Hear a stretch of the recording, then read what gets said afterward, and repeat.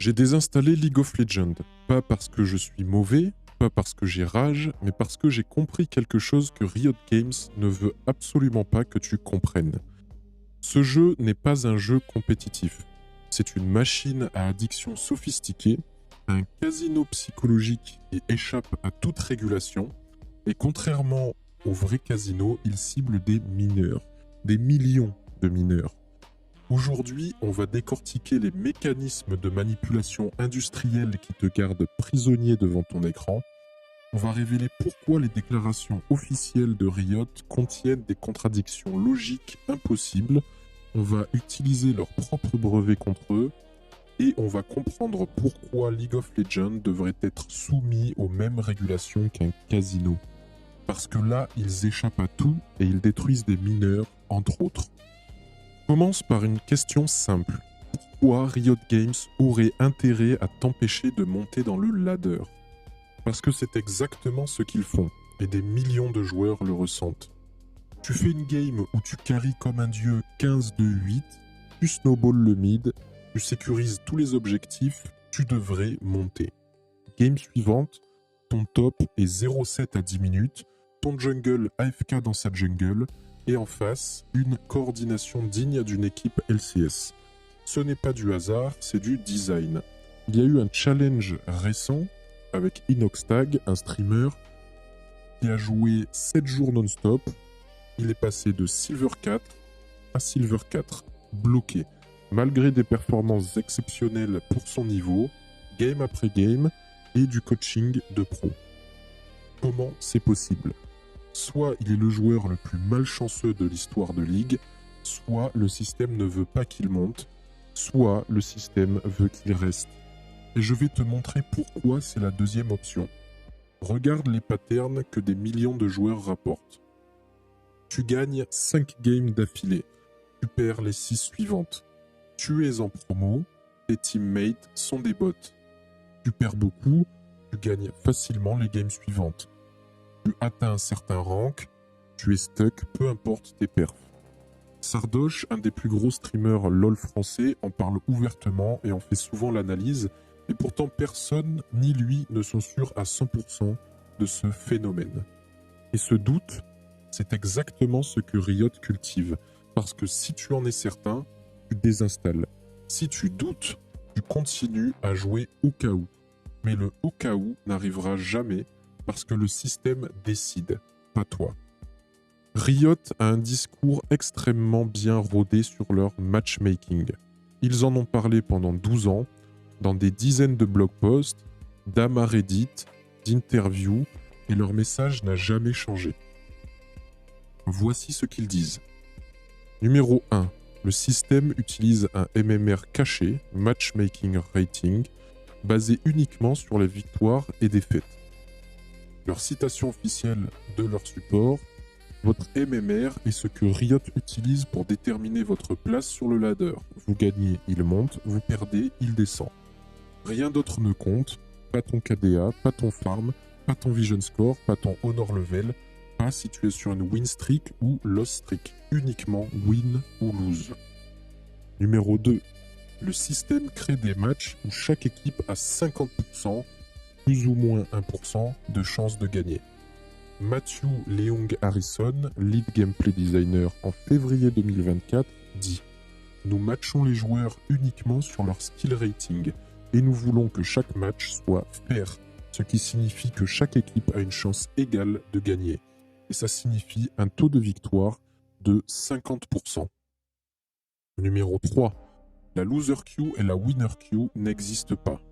Matthew Leung Harrison, en janvier 2025, dit « Nous ne vous matchons pas sur votre honor score, votre nombre de ping, vos runes. Si vous êtes sur une loss streak ou quoi que ce soit d'autre, nous vous matchons uniquement sur votre MMR. » Numéro 4. Il ne manipule rien pour l'engagement. John Walker, designer sur Valorant, en juillet 2022, dit « Pourquoi créerions-nous un système qui force les joueurs à perdre alors qu'on sait que ça les fait quitter le jeu ?» Leur argument, les loss streaks font partir les joueurs, donc ils n'auraient aucun intérêt à les créer artificiellement. Sur le papier, ça semble logique, ça semble honnête, ça semble transparent. Mais il y a un problème. Plusieurs, en fait.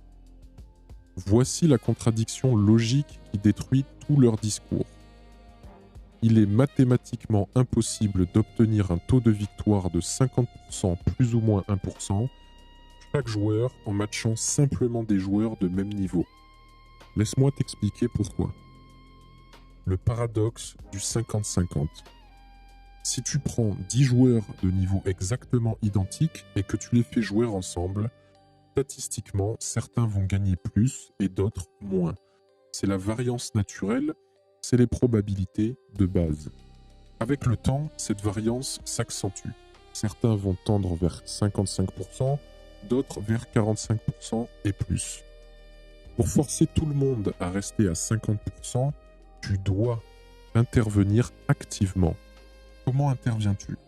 Option numéro 1, tu mets le joueur à 55% avec des coéquipiers plus faibles. Option numéro 2, tu mets le joueur à 55% contre des adversaires plus forts. Option numéro 3, les deux en même temps. Et hop, retour à 50%. C'est exactement ce que les joueurs décrivent et c'est exactement ce que Riot nie. Riot dit « on match sur le skill » et le 50-50 arrive naturellement. Non, le 50-50 n'arrive pas naturellement. Il arrive par manipulation active de la composition des équipes. La preuve dans leurs propres mots. Regarde ce passage de leur documentation officielle. Le matchmaking crée des matchs où chaque équipe a 50%, plus ou moins 1% de chance de gagner, ce que nous créons en pairant des équipes ayant approximativement le même MMR moyen. Tu vois le mot? Nous créons. Pas ça arrive naturellement, nous créons. Ils admettent qu'ils créent activement cette balance. Et pour créer une balance de 50-50 pour chaque joueur individuellement, tu dois manipuler les compositions d'équipe. Le système de LP révèle la manipulation. Autre preuve, le système de LP League Points. Riot admet que ton LP et ton MMR sont séparés. Quand ton MMR est plus élevé que ton rank visible, tu gagnes plus de LP, plus 28, plus 30, et tu en perds moins, moins 12, moins 15. Pourquoi? Pour accélérer ta montée vers ton vrai niveau. Mais l'inverse est vrai aussi. Quand ton rank est plus élevé que ton MMR, tu gagnes plus 15 et tu perds à moins 25. Et comment ton rank devient plus élevé que ton MMR? En gagnant des games, ce qui devrait faire monter ton MMR aussi. Mais à un moment, le système décide que ton MMR ne suit plus. Pourquoi? Parce que le système veut te faire descendre. Et comment il fait descendre ton MMR? En te mettant dans des games plus difficiles à gagner. C'est littéralement de la manipulation de match outcome, issu du match, déguisé en système de progression. Le double langage sémantique. Riot dit « Nous faisons une distinction entre Structural Engagement Features, donc les caractéristiques d'engagement structurel, et Match Outcome Manipulation, manipulation du résultat du match. » Donc ils font la distinction, soi-disant, entre les deux. Traduction, on manipule, mais on n'appelle pas ça manipulation. Les séries promotionnelles, manipulation d'engagement. Le Demotion Protection, protection contre la rétrogradation, manipulation d'engagement. Le MMR caché différent du rank visible, c'est de la manipulation psychologique. Ils admettent manipuler ton expérience pour l'engagement, mais ils nient manipuler les outcomes, les issues des matchs. Comment tu manipules l'expérience sans manipuler les matchs? Tu ne peux pas. Si tu me mets dans un match où mes teammates sont plus faibles et mes adversaires plus forts, tu as manipulé l'outcome, même si tu prétends que c'est pour balance le MMR moyen. Maintenant, les mécanismes psychologiques. Maintenant, parlons de comment ils te manipulent psychologiquement. Parce que ce n'est pas juste du matchmaking truqué. C'est une architecture psychologique conçue pour te garder accroché. Numéro 1. Le renforcement variable. Variable Ratio Schedule. C'est le mécanisme des machines à sous. Tu ne sais jamais quand tu vas gagner, parfois après une game, parfois après 10. Mais tu sais que la prochaine pourrait être la bonne. Ce type de conditionnement, le renforcement variable, est le plus puissant pour créer de l'addiction. Plus puissant que la récompense constante, plus puissant que la récompense progressive. Pourquoi? Parce que ton cerveau cherche le pattern. Il sait qu'il y a une récompense, mais il ne sait pas quand. Alors il te pousse à continuer. Encore une game, juste une. Les casinos utilisent ce principe depuis des décennies. Et Riot aussi. Numéro 2. Le Near Miss Stratégie. Quasi-victoire. Tu perds une game, mais tu étais presque en train de gagner. Si mon jungler n'avait pas int, si on avait pris le baron, si j'avais eu flash pour cette fight. Les recherches en psychologie de l'addiction montrent que les quasi-victoires sont plus addictives que les victoires elles-mêmes. Pourquoi? Parce qu'elles te donnent l'illusion que tu es proche du succès, que tu contrôles le résultat. Que la prochaine fois, si tu joues un peu mieux, tu vas gagner. Mais ce ne sera pas différent, parce que le système a décidé que c'est ton tour de perdre. Les jeux de hasard utilisent ça constamment. Les tickets à gratter te montrent presque le jackpot. Les machines à sous s'arrêtent juste à côté du symbole gagnant. Et League fait pareil.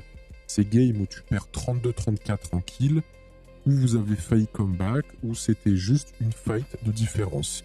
C'est du near miss. Et Riot sait exactement comment créer ces situations. Numéro 3. Le Sunk Cost Fallacy. Coût irrécupérable. Tu as investi 500 heures, 200 € en skin, tu as grindé de bronze à platinum sur 3 saisons. Arrêter maintenant, ça serait gâcher tout ça.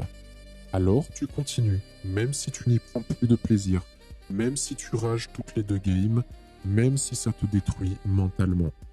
C'est le piège du coût irrécupérable, et c'est extrêmement efficace. Les casinos en jouent aussi. J'ai déjà perdu 500 €, si j'arrête maintenant, je perds tout. Allez, encore une mise.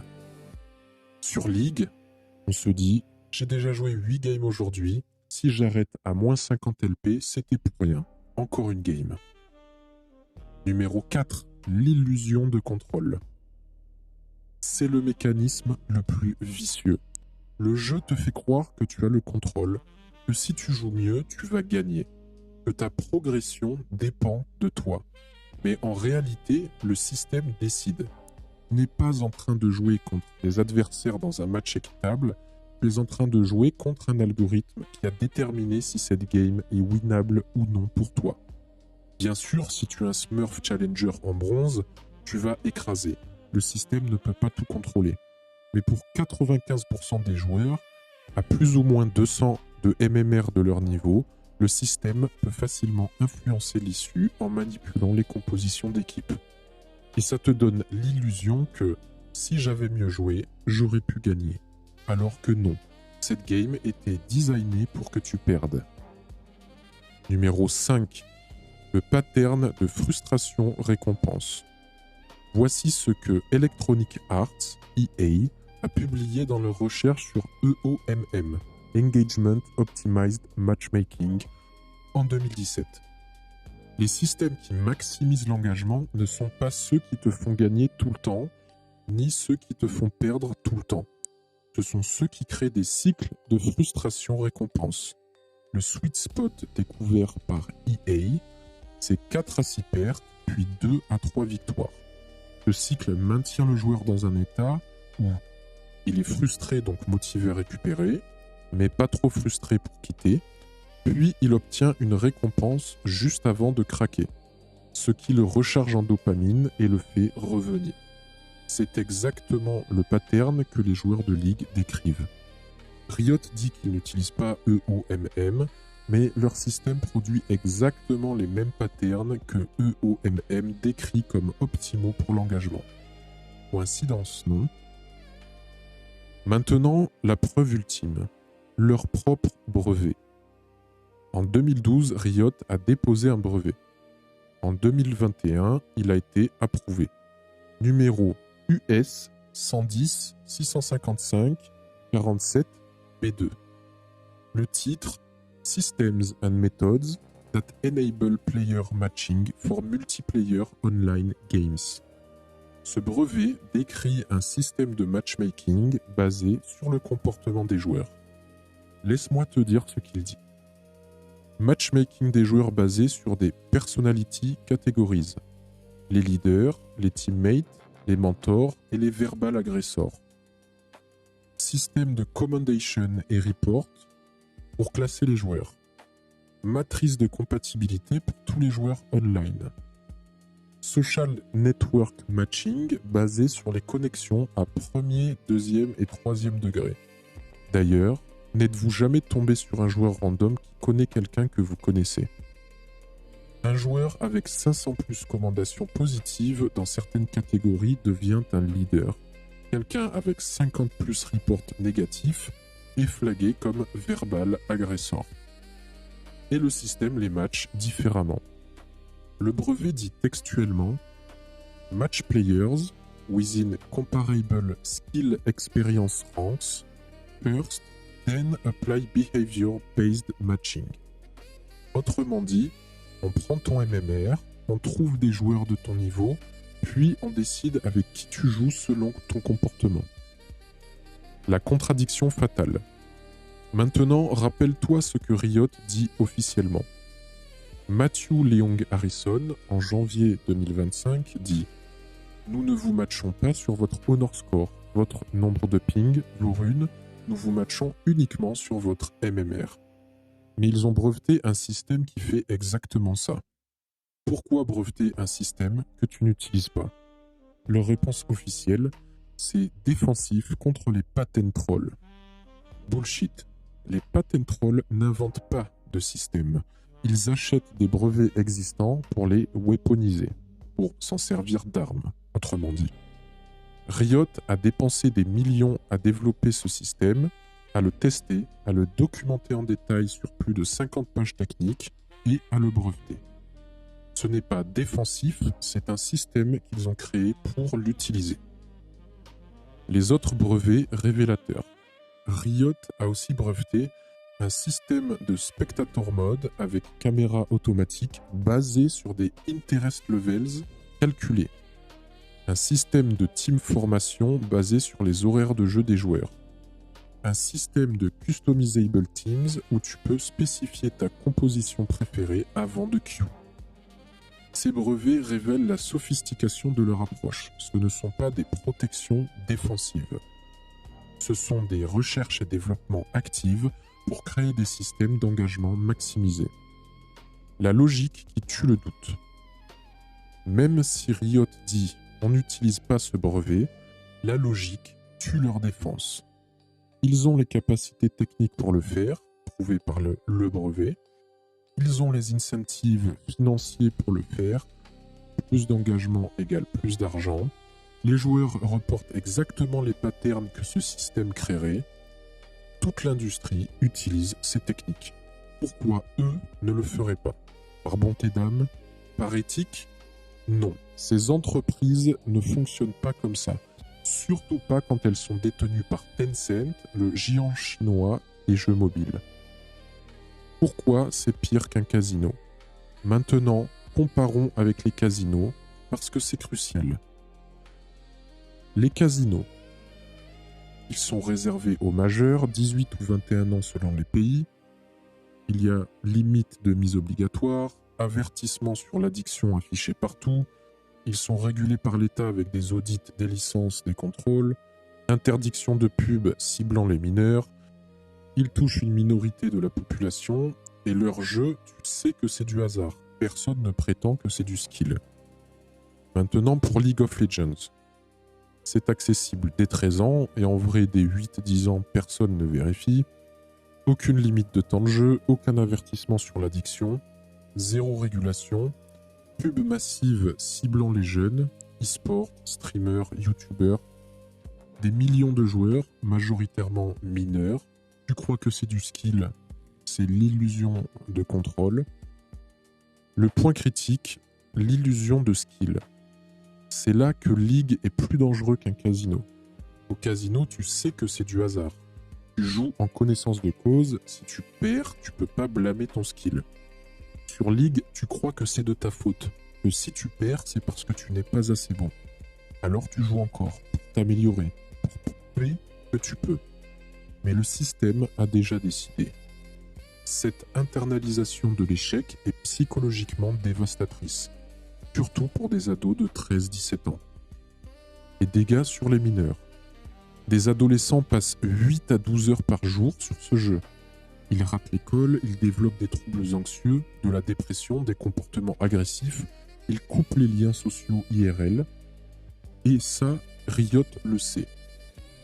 Ils ont des psychologues dans leurs équipes, pas pour protéger les joueurs, pour optimiser l'engagement. Chaque couleur de l'interface, chaque son de notification, chaque animation de level up, tout est testé pour maximiser la dopamine. La comparaison ultime. Les casinos détruisent des vies, c'est un fait. L'addiction au gambling est terrible. Mais les victimes sont majeures, c'est une minorité de la population, c'est régulé, les limites de dépenses existent, tu peux t'auto-exclure légalement. League of Legends cible des mineurs, touche des millions de personnes, il y a zéro régulation, aucune limite, aucune protection. Et pourtant, personne n'en parle. Pourquoi ? Parce que c'est juste un jeu vidéo. Non, ce n'est plus juste un jeu.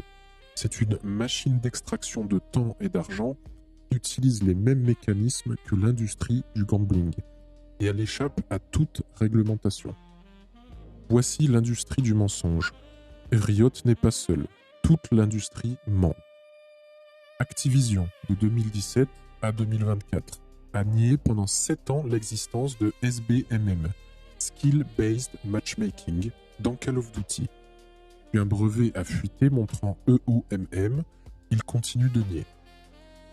EA, en 2017, publie une recherche sur EOMM montrant qu'ils optimisent pour l'engagement, pas la fairness, puis nie l'utiliser dans leur jeu.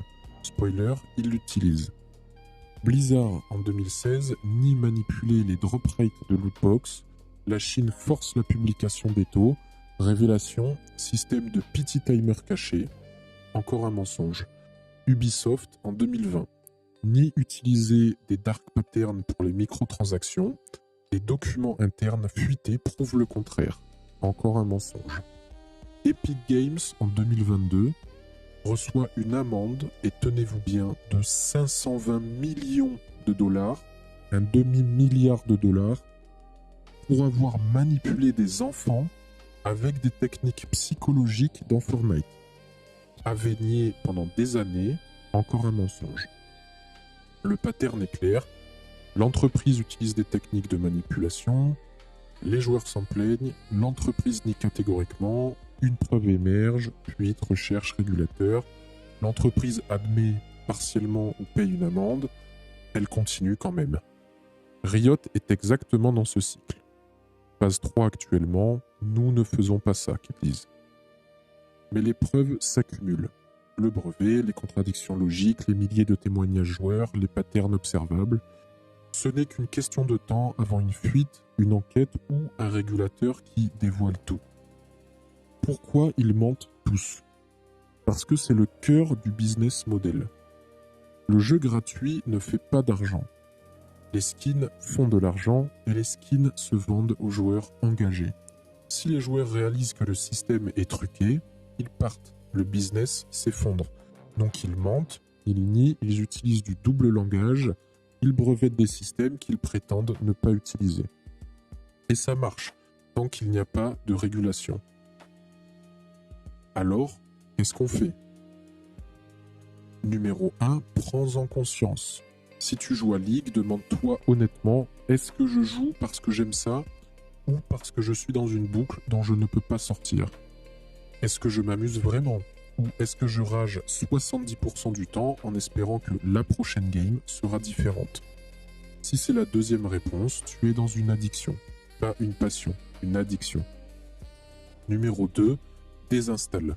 Je sais que c'est brutal, je sais que c'est difficile, Mais si le jeu contrôle ta vie, coupe immédiatement. Pas après cette game, pas après avoir fini cette saison, pas après avoir atteint tel rank. Maintenant.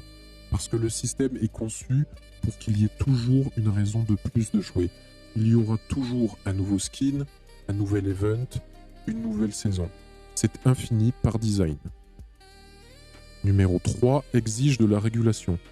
League of Legends et tous les jeux qui utilisent ces mécanismes devraient être soumis aux mêmes règles que les casinos. Classification d'âge stricte avec vérification réelle, avertissement obligatoire sur l'addiction, limite de temps de jeu quotidien, transparence algorithmique sur les systèmes d'engagement, audit indépendant des mécaniques de matchmaking, droit à l'auto-exclusion. La France a commencé à bouger sur les lootbox, mais c'est largement insuffisant. Les mécanismes de matchmaking manipulés sont plus dangereux que les lootbox, parce qu'ils touchent 100% des joueurs, pas juste ceux qui payent. Numéro 4, parle-en. Partage cette vidéo, parle à tes amis qui jouent, libère-les de l'illusion. La première étape pour sortir d'une manipulation, c'est de la voir. Tant que tu crois que c'est juste toi qui joues mal, tu es piégé. Quand tu réalises que le système te manipule, tu peux choisir d'en sortir. Moi, j'ai désinstallé et je ne reviendrai jamais. Pas par rage, pas par frustration, par choix conscient. Je refuse de jouer à un jeu qui me manipule, qui décide à ma place si je vais gagner ou perdre, qui me traite comme un rat de laboratoire dans une expérience psychologique. League of Legends n'est pas un jeu compétitif. C'est une machine à addiction. Et il est temps qu'on le traite comme tel. À tous les parents qui regardent ça, si votre ado passe 6-8 heures par jour sur League, il n'est pas juste passionné. Il est dans une boucle comportementale conçue par des professionnels pour maximiser son engagement. Ce n'est pas de sa faute, c'est du design industriel. Au régulateur, vous avez régulé l'alcool, le tabac, le gambling. Les jeux vidéo avec ces mécanismes particuliers sont la prochaine frontière. Agissez avant que des millions d'autres ados passent leurs années formatrices dans un casino psychologique non régulé. Et à Riot Games, je sais que vous ne changerez rien, votre business model repose là-dessus, mais maintenant, les gens savent. La manipulation ne fonctionne que tant qu'elle est invisible, et elle ne l'est plus. Merci d'avoir écouté jusqu'au bout. Si cette vidéo t'a ouvert les yeux, partage-la. On est nombreux à s'être fait avoir, mais on peut se libérer. Lien en description vers des ressources sur l'addiction aux jeux vidéo et vers les organismes qui peuvent aider. Prends soin de toi et rappelle-toi, ta vie est plus précieuse que n'importe quelle rente virtuelle. À bientôt.